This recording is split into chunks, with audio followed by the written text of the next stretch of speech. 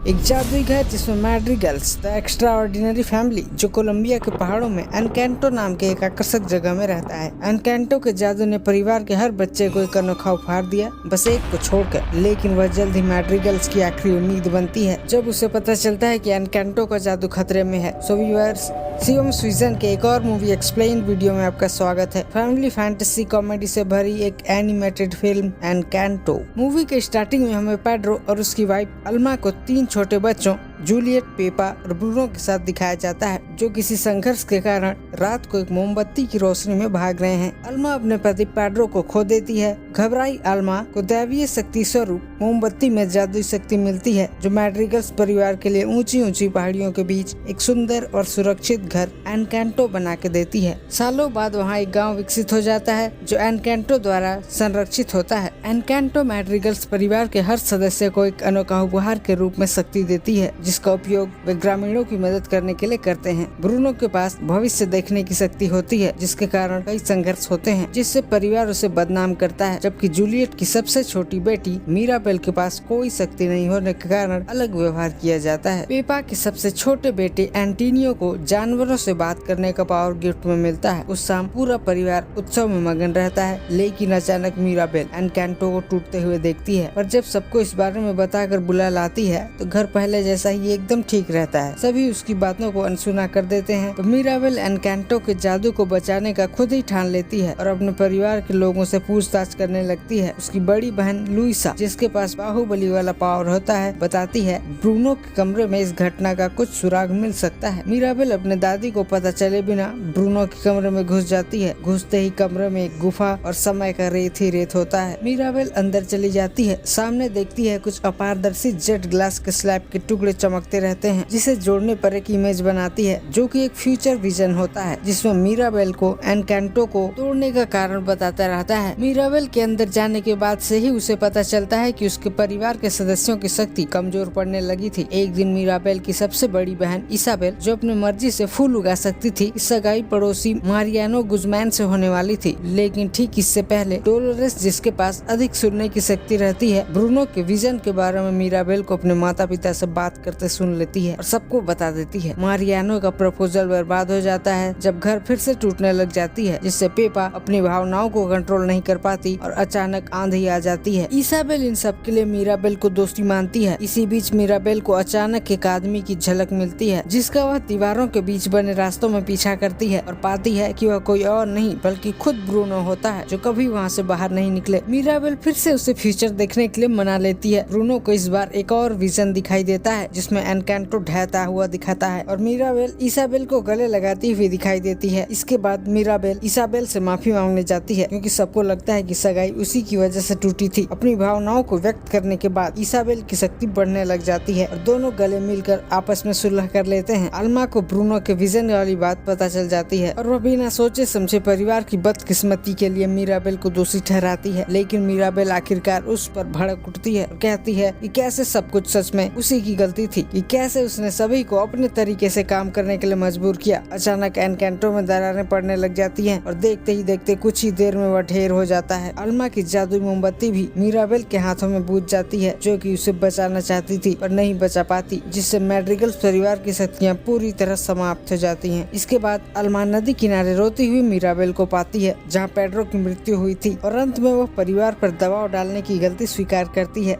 यह भूल कर कि दिया गया असली उपहार शक्तियाँ नहीं बल्कि परिवार ही था। दोनों में सुलह हो जाती है और ब्रूनो के साथ मिलकर मैड्रिगल्स को फिर से एकजुट करके ग्रामीणों की मदद से एनकैंटो को फिर से बनाया जाता है। जब मीराबेल आखिरी दरवाजे की कुंडी लगाती है तो एनकैंटो फिर से जिंदा हो जाती है और जादू वापस आ जाता है। फिल्म का अंत मैड्रिगल्स द्वारा मीराबेल और ब्रूनो के साथ अपनी पहली पारिवारिक तस्वीर लेने के साथ होता है। सो व्यूअर्स, मूवी कैसी लगी कमेंट में जरूर लिखना।